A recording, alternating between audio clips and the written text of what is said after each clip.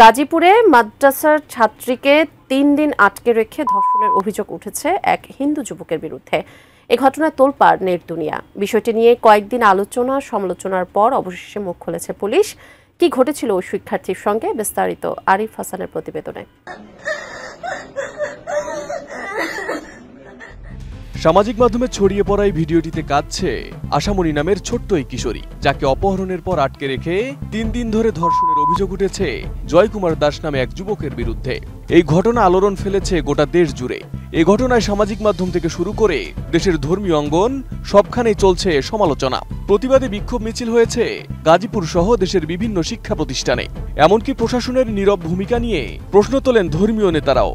গাজীপুরের ঘটনাটা নিয়ে আমাদের সবারই কমবেশ মুখ খোলা দরকার, আমাদের সবারই এই ব্যাপারে কথা বলা দরকার। অথচ 2 মাস পর্যন্ত এই ঘটনা ধামাচাপা দেওয়া হয়েছে, এখন সেই ঘটনা প্রকাশ হচ্ছে। 2 মাস পরে প্রকাশ হচ্ছে, 2 মাস ধরে ধামাচাপা দেওয়া হয়েছে কেন, সেটা একটা বড় প্রশ্নের জায়গা। আর এই দেশে মুসলমানরা, আমরা দীর্ঘদিন থেকে দেখেছি, হিন্দুদের পূজা হলে যাতে করে সেখানে কেউ নাশকতা করতে না পারে, মাদ্রাসার ছাত্ররা গিয়ে মন্দির পাহারাদারি করে সেখানে মুসলমানদের বদনামির হাত থেকে বাঁচাবার জন্য চেষ্টা করে।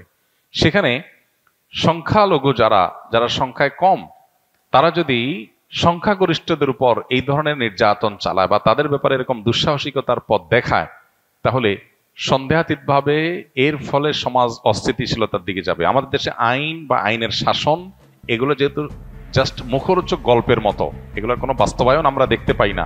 আমি বুঝি নির্মাণের শিল্প, সালাম স্টিল বোঝে ডিউরেবিলিটি। সালাম স্টিল, মোস্ট ডিউরেবল স্টিল। ঘটনাটি ঘটেছে গাজীপুরের কালিয়াকৈরে। জানা যায়, ভুক্তভোগী ওই ছাত্রীর বয়স 13 বছর। গ্রামের বাড়ি কুড়িগ্রামে।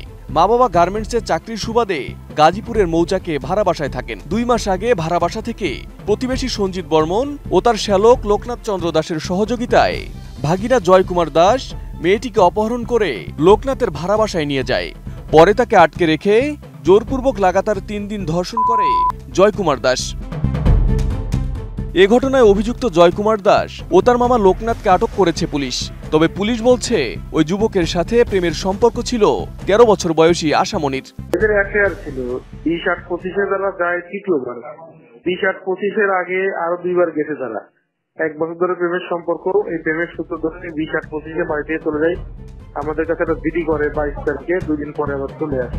এদিকে ভুক্তভোগী আশামণির বয়স 13 উল্লেখ করা হলেও বয়স নিয়েও শঙ্কা প্রকাশ করেছেন প্রত্যক্ষদর্শীরা। তোমার বয়স যদিও বলছে 13, আমার কাছে মনে হচ্ছে তোমার বয়স আর কম হবে। তুমি আসলে বুঝে উঠতে পারো না ওদের ষড়যন্ত্র।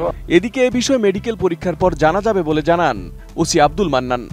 বলছে তারা এজারেও বলছে আমরা নিচ্ছি, যদি রেডিওলজিক্যাল টেস্টে আসে বয়স, আমরা মামলা নিচ্ছি, আসামি অ্যারেস্ট করছি 2 জনকে। এখন ফরেনসিক টেস্ট করবো, রেডিওলজিক্যাল টেস্ট করবো, করার পরে বলতে পারবো।